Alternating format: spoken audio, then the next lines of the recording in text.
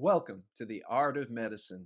I'm Dr. Andrew Wilner, author of The Locum Life, a physician's guide to locum tenens. To practice the art of medicine, physicians strive to develop their highest level of knowledge, ethics, and clinical expertise. But in order to practice the art of medicine, there are more mundane considerations. One of them is paying the bills, and part of that is paying taxes. So today I have a special guest, Ben Nanney. Ben is a CPA and CFP and is joining us today to help us in particular talk about how locum tenens physicians can manage their taxes and improve their financial condition. Welcome, Ben. Hey, thanks. Glad to be here. Ben, so let me ask you just first, your initials at the end of your signature, CPA, CFP, what's all that about?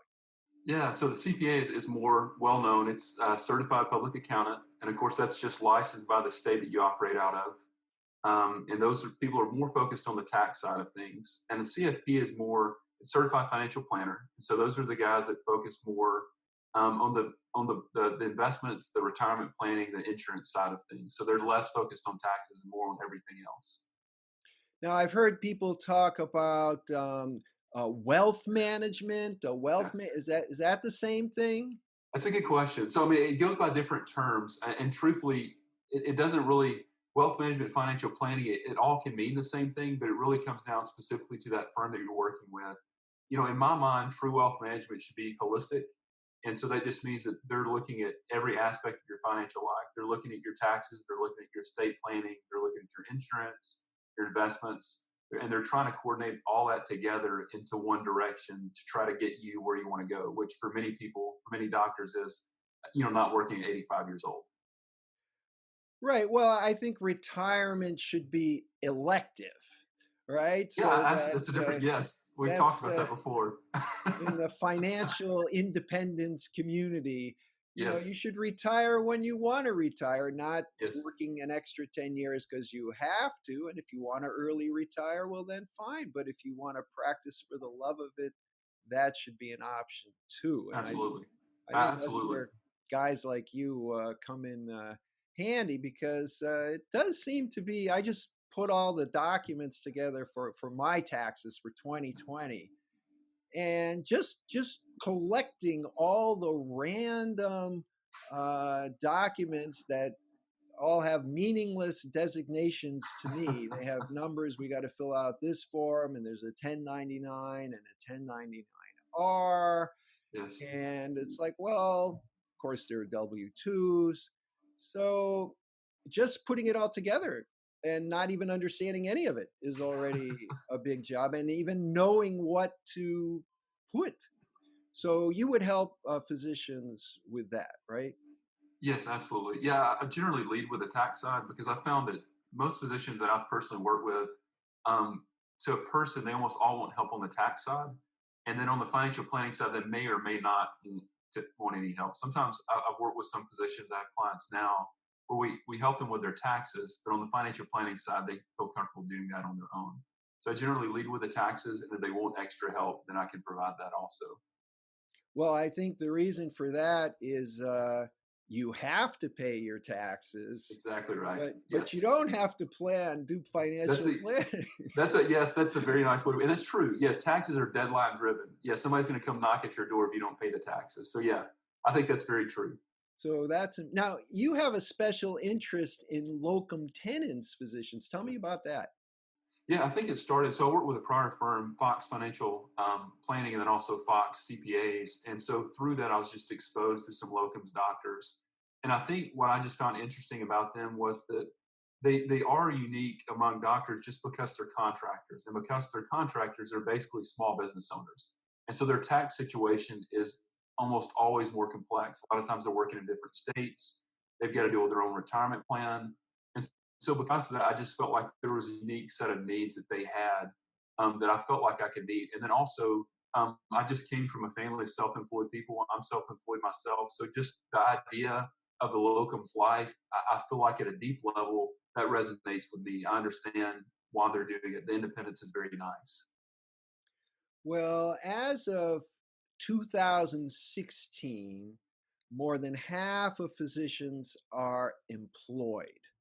And an employed physician, I have an employed position now. I get a, paycheck, and all Yes, of the deductions are taken out automatically, and I get a deposit in my bank. And at the end of the year, there's this form, and it says this is what you need to do, and you give that, and that's it. But if you're yes, it's self-employed, nice. because I'm also self-employed with a separate business of writing and Right. locum tenens and consulting, and that seems to be a whole other ball of wax. So, It is. and it is. So tell me, Yeah. what are the considerations, obligations, benefits? Why would I even want to be self-employed if I already have uh, another W-2 employment? What would the point of that be? Yeah, and I think it depends on the situation, but I think for many locums, everything that I've seen, they generally get paid more for one thing, and then two, they've got flexibility because you take a contract for 6 months. I just spoke with a guy this week, and he generally works the hardest, I believe, around the fall and spring. He said, and then winter and summer, he works very light to be at home with his family. But because he can take contracts, he can schedule that time off versus when you're employed from the stories I hear as an employed physician, it's hard to get vacation time, especially extended vacation time. So I think it's a combination of the flexibility and also in many cases, if it's the right contract, I think you make more money. Yes, well, in fact, early in my career, when I was just a regular employed physician, Carolina Neurological for 8 years, I remember I wanted to take an extended vacation, which was 2 weeks, and actually 17 days, I remember, and I had to schedule it 6 months in advance because I had Yes, clinics. And then as a locum tenens physician, I would end up taking 3 or 4 months pretty much at will, which yes, allowed me to really broaden my horizons in terms of travel and give me time for writing. Now, what about, uh, say, the financial advantages of being self? You said you get sure, paid more, but sure, what about in terms of business expenses or retirement? sure. Is there any difference than if I was just an employed physician? Yeah, quite a few differences actually. So the first thing, just business expenses as a whole. As of 2018, when the new tax laws came into effect, it took away an employee's opportunity to deduct any type of expenses. So whereas before you might have been able to take some expenses for medical training or for some travel, you can't do that anymore if you're an employed position. It's completely off the table. And you compare that to if you're a self-employed position, you're a business owner, and so you have all of the options to deduct expenses. So that can include travel, it can include cell phone expenses, it can include a home office, it can include a new deduction that's called the qualified business income deduction, which is a really big word, really big acronym, but it's QBID, and it basically means in the right circumstance, you can exclude up to 20% of your income. And so that's a huge advantage that was, again, part of this new tax law that came into effect in 2018. And so it's almost night and day as far as expense that you can count as an employee versus being self-employed. As far as retirement, that's another big advantage you have just because you have flexibility. And so I think about, if you're an employed physician, you're offered whatever your employer has. So if you've got a 401k, there's two parts to that 401k. There's what you can contribute as an employee, and there's what the employer can put in. So you have control over what you put in. For 2020, it's up to 19,500. But the employer side, maybe it's a 3% match, maybe it's a 6% match, but you have no say in that. It's just set in stone. When you're self-employed, you're the employee and the employer, so you play both sides. And so in that same example, if you set up what's known as a solo 401k, you can contribute that full 19,500 as an employee, but also because you're the employer, you can match up to 20% of your pay effectively. And so instead of 19,500, you could put in a total of up to 57,000 for that same year. So that's one huge advantage. You can put in more money. And then the second advantage I think of having flexibility is that you get to choose who your 401k plan would be with.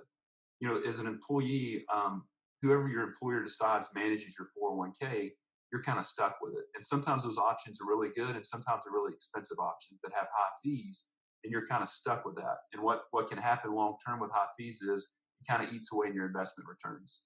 And so long term, you've got a smaller pot of money at the end of the day. If you've got the flexibility to choose, and again, I don't have any relationship with them, but let's say a Vanguard. Vanguard, they're known for good service and low fees.